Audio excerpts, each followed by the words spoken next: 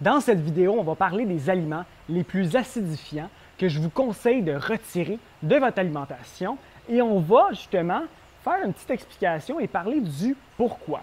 Donc, on commence tout de suite dans le vif du sujet. Pourquoi est-ce qu'on voudrait justement retirer les aliments qui ont justement une réaction acidifiante lorsqu'on les mange? Donc, la raison est simple, c'est que justement, lorsqu'on mange des aliments qui ont une réaction acidifiante dans le corps, ça vient causer beaucoup de mucus. Le mucus qui s'accumule et qui vient justement bloquer notre système d'évacuation des déchets du corps qui se nomme le système lymphatique.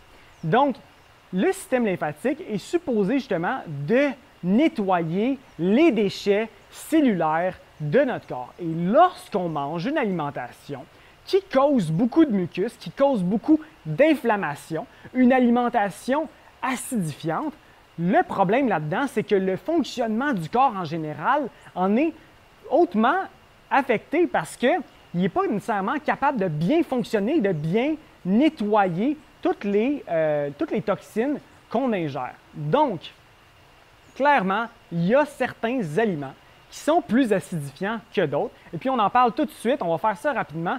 Donc, c'est quoi les aliments les plus acidifiants? Il y a clairement tout ce qui est au niveau de la viande. Donc, tous les produits animaux, viande, œufs, spécifiquement les produits laitiers, c'est absolument horrible au niveau de l'acidification du corps. Donc, c'est quelque chose que je vous conseille fortement, fortement de retirer de votre alimentation, justement, si vous voulez vous diriger vers une alimentation plus alcaline, donc une alimentation plus alcalinisante. Donc, ensuite, on a d'autres familles d'aliments que je vous conseille de retirer, clairement les grains.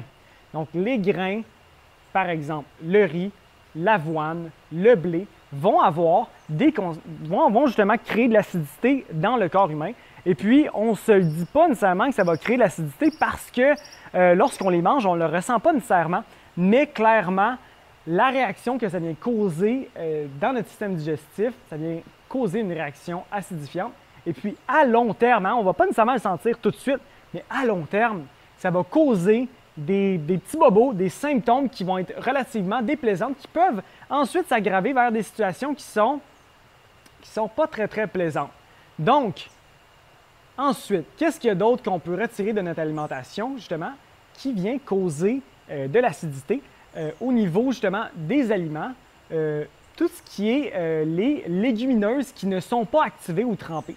Donc, les légumineuses, clairement, vont venir causer de l'acidité. Donc, ce qu'on veut faire absolument, c'est venir les tremper, les activer pendant au moins 12 heures. Donc là, ça va dépendre de quel type de légumineuses et tout. Donc, on veut les mettre dans l'eau, on veut les activer, on veut justement faire activer ou du moins commencer à activer le processus de la germination qui va faire passer justement ces légumineuses-là à justement un aliment qui va être considéré dans le monde du vivant. Et puis là, sa chimie devient complètement différente. Et lorsqu'on les mange, c'est complètement différent. Ça n'a pas nécessairement une réaction qui va être aussi acidifiante ou peut-être même tout dépendant du stade justement de la germination, peut avoir justement une réaction alcalinisante pour le corps.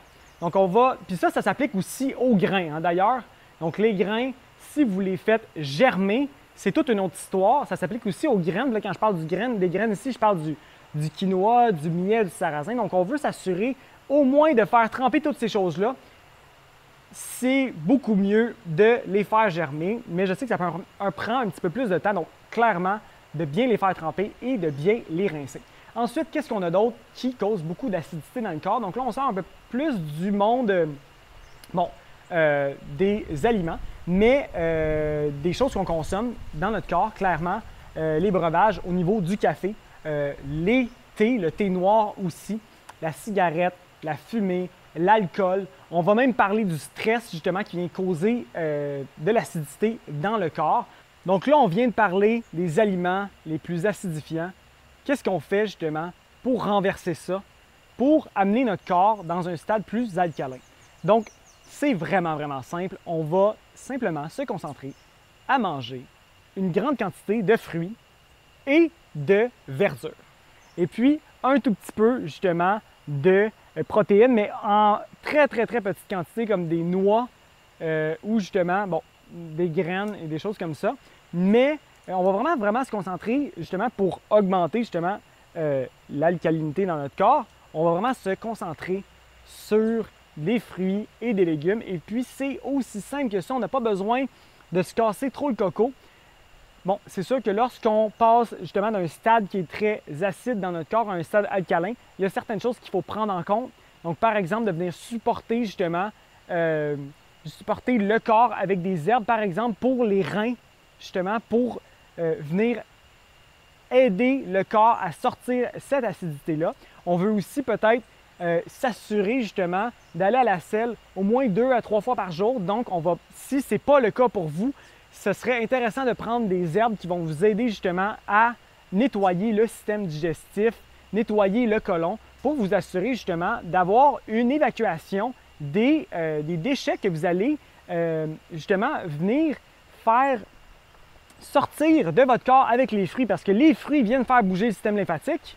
Puis là, lorsqu'on fait bouger le système lymphatique, on vient justement faire ressortir l'acidité qui est un peu plus dormante dans notre corps. Donc, c'est important de s'assurer justement de supporter le corps avec des herbes médicinales justement pour venir faire sortir le tout.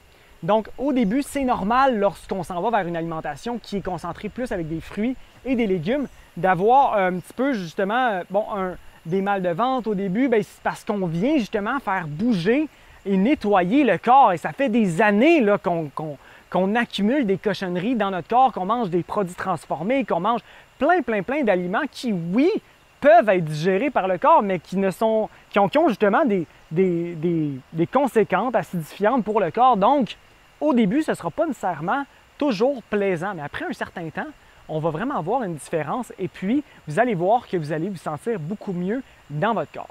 Donc, j'espère que cette vidéo-là va vous avoir inspiré, va vous avoir aidé. Si vous avez des questions sur comment faire, je suis présent pour vous aider. N'hésitez pas à me contacter. Si vous avez des questions en général que je peux répondre dans les commentaires, laissez ça justement juste ici en dessous. Et si vous avez aimé la vidéo, cliquez sur j'aime parce que, premièrement, ça m'encourage vraiment à faire plus de vidéos, mais ça fait en sorte qu'il y a plus en plus de gens qui connaissent Qui Cru et ce message-là peut justement se passer à plus de gens.